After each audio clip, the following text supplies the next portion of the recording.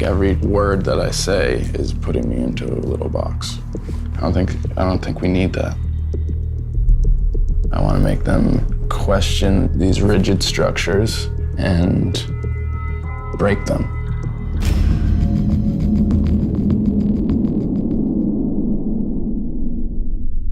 Everything you think about Jake, think the opposite.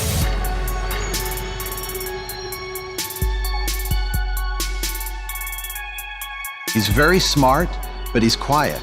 You know, he makes very powerful works that are both subtle and visually powerful. So he's full of contradictions. He makes art directly through the web, which you wouldn't necessarily associate with the kind of high art you'd see in a gallery. But he also does performances and installations at the best museums and galleries in the city, which is really cool. He sort of spans the high art, low art divide. He almost writes off what he creates as just fun and playful and things people like because they're cool. The works themselves do speak deeper than that about the internet and about how we present ourselves and also how we communicate in the digital world. The collectors don't care how many likes you get on Instagram. It may introduce people to him, but if the works aren't amazing, people won't respond to them. All the internet notoriety won't matter. People were very critical that youth, the imagery of mass media capitalism are not legitimate sources for art. But, you know, that's, of course, an argument that goes back many, many decades. In the age of the selfie, people take on a persona. I think the margins between the real Jake and what you see on the internet are pretty narrow. So we're already getting a glimpse past just that painting, you know? We're trying to contextualize who this character is. It's not quite that he was a person who became famous on the internet and then moved into the art world. I think he's simultaneously been conquering those worlds in a fairly separate way since the beginning of his career. It's not like he went to some nonsense art school that no one has ever heard of. He started saying that he's born on the internet after he graduated from Cal Arts, and I feel like that has to do with knowing how to package himself even, and kind of creating this animated character that is himself. I just try to have fun with everything. If I don't enjoy doing it, I don't want to do it. That's why I don't like this. We decided to do an interview with him and he refused to do it in any other way but text message. So I asked him how old he was and young Jake responded, young. Like, why UNG? I think he just doesn't like being put on the spot and being asked to sort of summarize everything that he's working on. I think it just seems to make him uncomfortable. He's great at putting out visuals and videos and music and websites that appeal to a lot of people. That doesn't mean he necessarily wants to sit around explaining those things. Those are really different skills. Every time you think he's refusing to reveal something, that's actually revealing something. And that's kind of part of what his performance is. But I'm sure he would think like me looking into it this much is like very silly.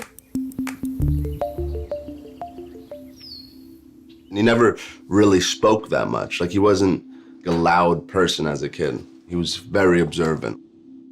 He was constantly drawing and constantly creating. I remember when he was 5 years old, he had this comic that he would do, and it was just so funny. I wanted to be the voice of a cartoon because I wanted to inhabit another body. Didn't change, it's still probably a goal of mine. He was already looking at creating a character, then watching that character go through scenes of the day. The point of art is to inspire people. I want to make people want to do stuff different. There's definitely a young generation. They might have not known about the art world, or they might not have thought the art world was an option for them. I don't want people to walk into my gallery and feel like they're not supposed to be there. I don't know, until I hung out with Jake, I didn't think that I was supposed to really be, other than street art, you know what I mean? I didn't think that I was supposed to understand art. I never thought I would really be into it or even trying to make it. So I had this idea to do a space where every aspect of the party is a sculpture. The nice, pristine gallery with the disgusting, ratchet party. There's all these dichotomies going on.